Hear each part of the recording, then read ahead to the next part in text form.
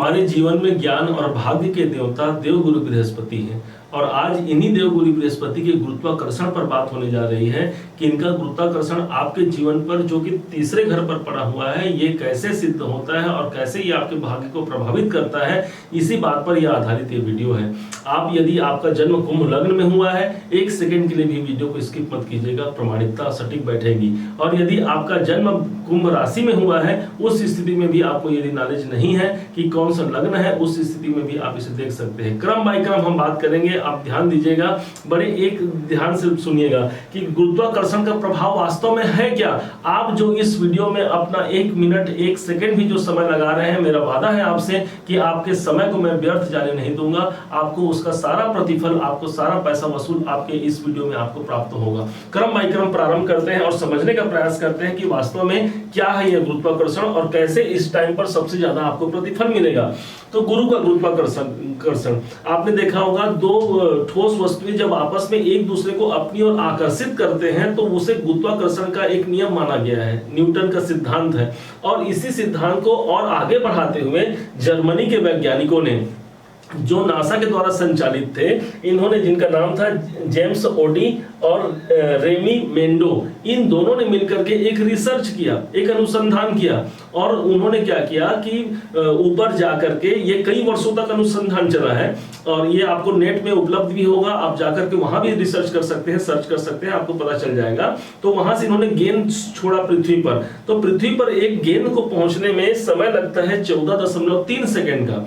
और उसी प्रकार से इन्होंने मंगल और बुध, शनि इत्यादि सभी पर यह प्रभाव, एक एक गेंद छोड़ते गए, सभी पर लगभग इन्हीं के अनुपात में सभी की गुरुत्वाकर्षण क्षमताएं आई, किसी में कम किसी में ज्यादा। परंतु वो जान करके आश्चर्य हो गए कि जब वीनस पर एक गेंद छोड़ा गया तो उसे पहुंचने में मात्र 9 सेकंड का समय लगता है वीनस पर किसी गेंद को पहुंचने में। मतलब सबसे ज्यादा ग्रेविटी यदि किसी के पास है तो वो गुरु के पास है। हालांकि सूर्य के पास इससे भी अधिक ग्रेविटी है, 2.7 सेकंड लगे सूर्य पर पहुंचने के लिए। अब यहां पर हम गुरु के गुरुत्वाकर्षण की बात करते हैं, तो गुरु जहां पर बैठेंगे, ध्यान दीजिएगा, बड़े ध्यान से समझिएगा, गुरु जहां पर बैठेंगे उस भाव पर गुरुत्वाकर्षण का सबसे ज्यादा प्रभाव होगा।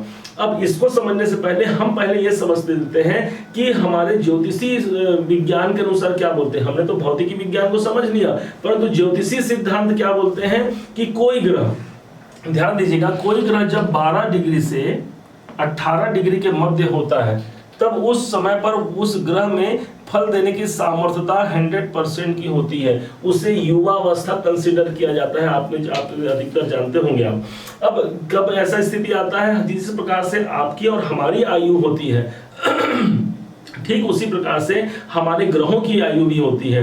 जैसे 0 से 6 डिग्री में कोई ग्रह है तो आप ये मानिए वो बाल अवस्था में है, 6 से 12 डिग्री में है तो वो कुमार अवस्था कंसीडर किया जाएगा, 12 से 18 में युवा अवस्था, 18 से 24 में मृत अवस्था और 24 से 30 डिग्री में यदि कोई ग्रह है तो उसे मृत अवस्था माना जाएगा।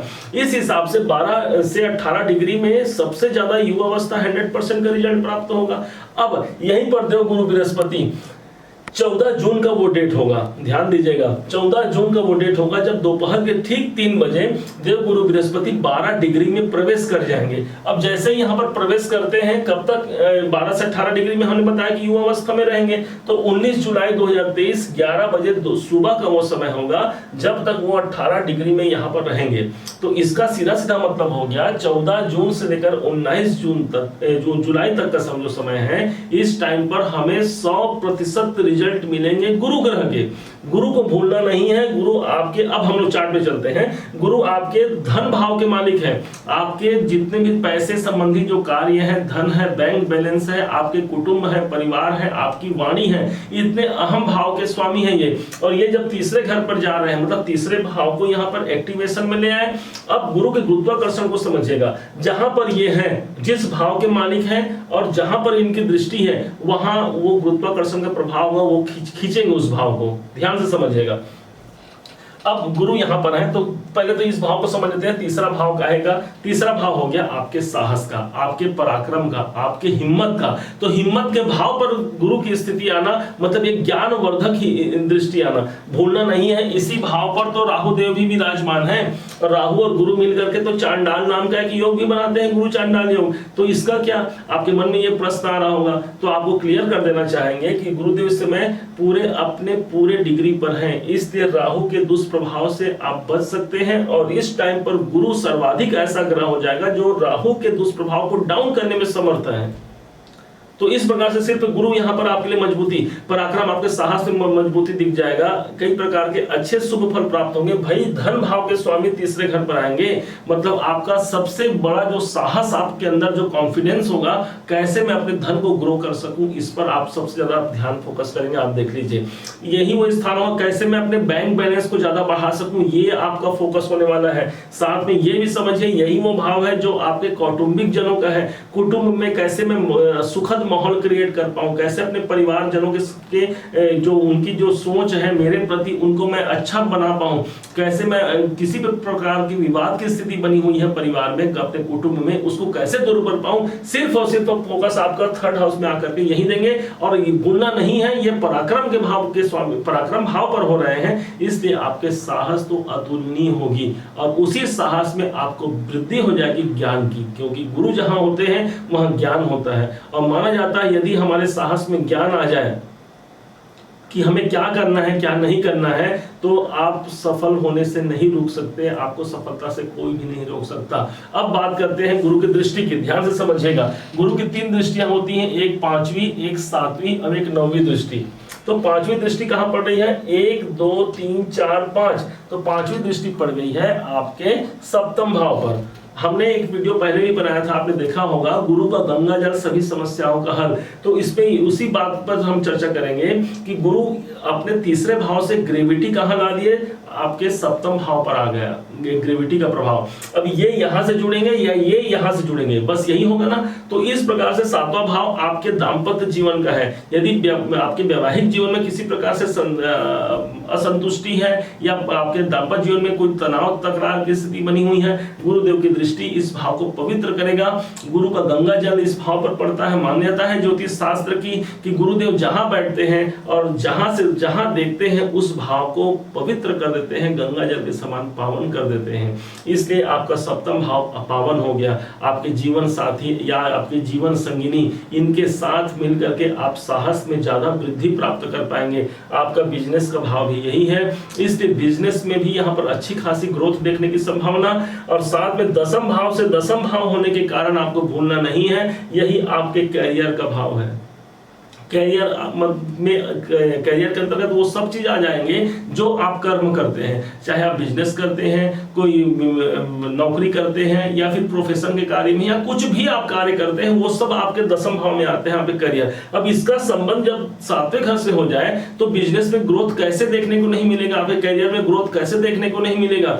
जीवन साथी के साथ उनका संग लेकर के, उनके विचारों को अपने जीवन में आत्मसात करके आप ज्यादा ग्रो कर पाएंगे, ज्यादा ग्रोथ हासिल कर पाएंगे। भूलना नहीं है, जिनको विवाह इत्यादि की संभावना, जिनके वैवाहिक जीवन जो सोच रहे हैं कि मेरा विवाह कब होगा, उनके लिए भी ये गोचर सर्वाधिक उपयुक्त होने वाला है। मान्यता है कि गुरु की दृष्टि जब 7वें घर पर गोचर के दरमियान आती है या उनकी दृष्टि आती है, उसी वर्ष व्यक्ति का विवाह होता है। तो इस साल तो पूरे गुरुदेव यहीं पर रहने वाले हैं, इनकी दृष्टि विवाह भाव पर आने वाली है। विवाह की संभावनाओं को आप तलाशिए, बहुत अच्छा जीवन साथी या जीवन संगिनी आपका इंतजार कर रहा है, संभावना वहां पर काफी हद तक बढ़ जाती है। अब बात करते हैं अगली इनकी दृष्टि की, जो कि इनकी है 7वीं दृष्टि। 1 2 3 4 5 6 7, इनकी 7वीं दृष्टि तीसरे घर से आ रही है 9वें भाव पर। 9वें दृष्टि, 9वें भाव पर दृष्टि है, वो भाग्य की दृष्टि है, भाग्य भाव पर दृष्टि दे रहे हैं। कैसा भाग्य आपका खराब हो सकता है भाई, गुरु उस भाव पर देख करके गंगा जल के समान पवित्र बना रहे हैं। किसी भी स्थिति में भाग्य यदि हमारा डाउन पड़ा हुआ है, हमारे कर्मों का प्रतिफल नहीं मिल पा रहा है, संघर्ष बने हुए हैं परंतु कुछ प्राप्ति नहीं हो पा रही है, तो गुरुदेव 1 साल तक यहाँ रहेंगे, फायदा देंगे। परंतु अभी 14 जून से 19 जुलाई के मध्य इनकी विशेष दृष्टि रहेगी, क्योंकि ये बली हो गए हैं। और बली होने का मतलब ये हो गया, जहां दृष्टि देंगे, जहां बैठेंगे, उस भाव पर गुरुत्वाकर्षण का प्रभाव होगा। होगा, अर्थात ये भाव आपका खिंचाएगा। ये भाव ही तो है आपके भाग्य का। भाग्य में परिवर्तन होने से कौन रोक पाएगा? यही वो भाव है जो आपके उच्च अधिकारियों से आपको सपोर्ट दिलाता है। वहां भी आपको एडवांटेज देखने को मिलेंगे, उनसे भी आपको लाभ की स्थिति मिलेगी। यही वो स्थान है जो हायर एजुकेशन का है। यदि आप उच्च शिक्षा ग्रहण कर रहे हैं तो वहां पर भी आपको लाभ की स्थिति। यदि आप अपने कर्म क्षेत्र से जुड़ करके कोई शिक्षा लेना चाह रहे हैं तो आप देखेंगे आपके करियर में आपको इससे बड़ा कोई समय नहीं मिलेगा कि जहां पर आपको सबसे बड़ी शिक्षा आपके जीवन में आपको मिल रही है। 14 जून से 19 जुलाई का वो डेट होगा जिस टाइम पर सबसे ज्यादा आपके भाग्य आपके साथ होंगे। बस हमें करना क्या है? अपने कर्मों को करना है। हम कभी कभी होता ये है कि हम ग्रहों के अधीन हो जाते हैं कि ग्रह जो करेंगे वही है, वही जो राम रचि राखा को करी तरक बढ़ावे शाखा। भगवान ने बोलते हैं बेटा जब तू जो भाग्य के भरोसे है कुछ कर्म करना ही नहीं चाहता तो मैं भी उतना ही दूंगा जितना कि तेरी रोजी रोटी चल जाए। और यकीन मानिए यदि आप अपने कर्मों को, क्योंकि आप तो वैसे भी कुंभ लगन के हैं, कुंभ राशि के हैं, आपके तो लगन के स्वामी ही शनिदेव बनते हैं।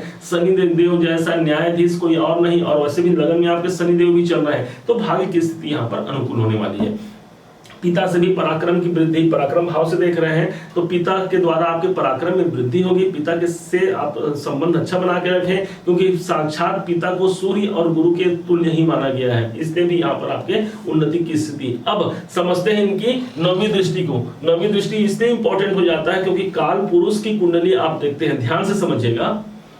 काल पुरुष की आप कुंडली देखते हैं तो उस कुंडली में नवम भाव के जो अधिपति होते हैं ये यही देवगुरु बृहस्पति होते हैं, और भाग्य के कारक भी देवगुरु बृहस्पति होते हैं। इस कारण से इनकी नवम दृष्टि जहां पड़ेगी वहां भाग्य का साथ मिलता है। तो अब नवम दृष्टि कहाँ है? ये 7, ये 8, ये 9। अब ये इनकी दृष्टि हम कहां से ले जाएं? यहां से ले जाते हैं, ऐसे ऐसे। अब इनकी एक दृष्टि पड़ गई हमारे एकादश भाव पर। भाई इससे अच्छा कॉम्बिनेशन क्या लेंगे आप? एक तो भाग्य का साथ, ऊपर से हमारे लाभ का साथ। एकादश भाव वो स्थान हो गया जहां पर हमारी इच्छाओं की पूर्ति होनी है। हमारे मन में जो भी इच्छाएं हैं, हमें लगता है कि हमारी इच्छाएं पूर्ति नहीं हो पा रही है, गुरुदेव आपकी इच्छाओं की पूर्ति करेंगे। इस 14 जून से 19 जुलाई के मध्य आप देखेंगे कि आपकी किसी इच्छाएं जो आपकी अधूरी रह गई है उसके लिए कोई ना कोई एक नींव डल जाएगा, कोई ना कोई एक बेस का कार्य होगा जो आपकी इच्छाओं की पूर्ति करने के लिए सर्वाधिक उपयुक्त होगा। अब समझिएगा यही वो भाव है जहां पर जाकर के हमें लाभ की स्थिति बनती है। वो चाहे धन लाभ हो, परिवार का लाभ हो, या फिर हमारे सामाजिक लाभ हो, किसी भी प्रकार की लाभ की स्थिति आपको यहीं से देखते हैं एकादश भाव से। जब तीसरे का संबंध एकादश भाव से हो तो भाई बहनों का सपोर्ट भी इस समय पर मिलता है। संचार माध्यमों से लाभ होता है, mobile technology, laptop, computer, internet, इन सब माध्यमों से हमें लाभ की संभावना सर्वाधिक बढ़ जाती है। तो इस दृष्टिकोण से भी ये यहाँ पर अनुकूल स्थिति पर ही आपके गुरुदेव यहाँ पर समाहित है, आपको इतना समझना है। अब समझते हैं कैसे इस गुरु के प्रभाव को और ज्यादा सकारात्मक रूप से हम अपने जीवन पर अप्लाई कर पाए। बोलना नहीं है, ये गुरु अभी जब तक इस 12 से 18 डिग्री के मध्य रहेंगे तब तक आपके लिए एक बहुत बड़ा अच्छा समय है, और इसको कितना भुना पा रहे हैं आप, ये आप पर निहित है, आप पर वो डिपेंड करता है कि कितना आप वहां से अर्जित कर पाते हैं। अब उपायों की बात करते हैं। उपाय इसलिए बात करते हैं क्योंकि आपके लग्नेश के शत्रु गुरु हैं, और उपाय इसलिए भी जरूरी है कि यदि कोई ग्रह हमारा अच्छा भी है तो उसको हमको जागृत करने की आवश्यकता है। साक्षात देवगुरु बृहस्पति का स्वरूप माना गया है। हमारे जितने भी मंदिर देवालय हैं, वो मंदिर में जाइए, देवालयों में जाइए, जहां पर जो आपके धार्मिक आस्था का केंद्र कोई स्थान है वहां जाइए। वहां पर जाकर के यदि आप मत्था टेकते हैं, मस्तक नवा देते हैं तो शरणागत गए प्रभु कबहु न त्यागा। जो भगवान की शरण में चले जाता है उसे भगवान कभी नहीं त्यागते। मंदिरों में देवगुरु बृहस्पति का निवास होता है, आपके रहने के लिए, हमारे रहने के लिए, पशु पक्षियों के रहने के लिए, सबके लिए एक स्थान निहित किया है हमारे इस विधाता ने। उसी प्रकार से देवगुरु बृहस्पति के रहने का स्थान मंदिर, तीर्थ यात्रा, तीर्थ स्थान और जितने भी आध्यात्मिक जगत से जो जितने जुड़े हुए जो क्षेत्र हैं, ये सब के सब देवगुरु बृहस्पति की जगह माने गए हैं। वहां जाइए, वहां जाकर के वंदना कीजिए, प्रणाम कीजिए, अपने कष्टों को सुनाइए, अपने सुख की प्राप्ति की उनसे प्रार्थना कीजिए। भगवान से बड़ा कोई हितैषी हमारा इस संसार में नहीं है। और वो जब जागृत हो जाता है, मंदिर में जाकर के आप अपने आप को जागृत कर लेते हैं, तो आप यकीन मानिए इस देवगुरु बृहस्पति को मानो आपने जीत लिया। और देवगुरु बृहस्पति को जीत लिया मतलब कि सबसे बड़े ग्रह होने के कारण, सौर मंडल में जितने ग्रह हैं सबसे बड़े ग्रह हैं, इस कारण से सदैव आपके जीवन में उन्नति और लाभ को ये प्रशस्त करते रहेंगे। आपको इतना समझना है। अब दूसरे उपाय की बात करते हैं। दूसरा उपाय में सबसे अनुकूल उपाय माना गया है पीपल का पेड़। भगवान श्री हरि विष्णु ने कहा है कि वृक्षों में मैं पीपल हूं, और इसी भगवान विष्णु के अंशावतार है देवगुरु बृहस्पति।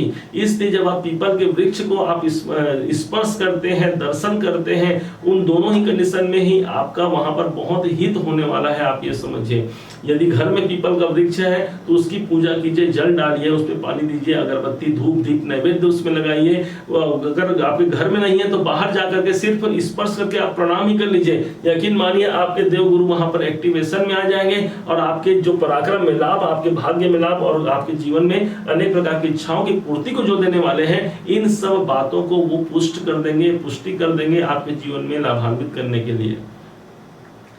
अगर और ज्यादा आपको अनुकूलता लेना है तो पीपल के वृक्ष की आप परिक्रमा लगा सकते हैं। 3 परिक्रमा, 7 परिक्रमा, विषम संख्या में परिक्रमा लगाइए। परिक्रमा करने के दौरान ओम ब्रीम बृहस्पतये नमः का आप जाप कर सकते हैं, या ओम गुम गुरुवे नमः का जाप कर सकते हैं, या फिर देवा नाम च मुनि नाम च गुरुम कांचन सन्निभम बुद्धिभूतम त्रिलोकेशम तम नमामि बृहस्पतिम। इस प्रकार से गुरु के मंत्रों का जाप करके भी उन्हें बहुत ज्यादा आप प्रभावित कर सकते हैं अपने जीवन में अच्छाई के लिए। तीसरा और सबसे इंपॉर्टेंट उपाय आपको समझना है, यदि आपने अभी तक गुरु नहीं बनाया है तो किसी योग्य गुरु का अनुसंधान करके आप उस गुरु बनाइए। देखिए, गुरु का अनुसंधान हम स्वयं नहीं कर सकते, और हमारे जो गुरु होते हैं वो स्वयं हमें ढूंढ लेते हैं। हमें गुरु खोजने की आवश्यकता नहीं है, गुरु तो स्वयं ढूंढ लेते हैं कि भाई ये मेरा भक्त है, ये मेरा शिष्य है। तो ऐसे गुरुओं से आप जुड़िए, और उनसे जुड़ करके कोई गुरु दीक्षा लीजिए, कोई गुरु मंत्रों का आप लीजिए, और उन मंत्रों का स्मरण जाप आपके जीवन में देखिए कैसे सकारात्मक और श्रेष्ठ परिणाम आपके जीवन पर ला करके रख देगा।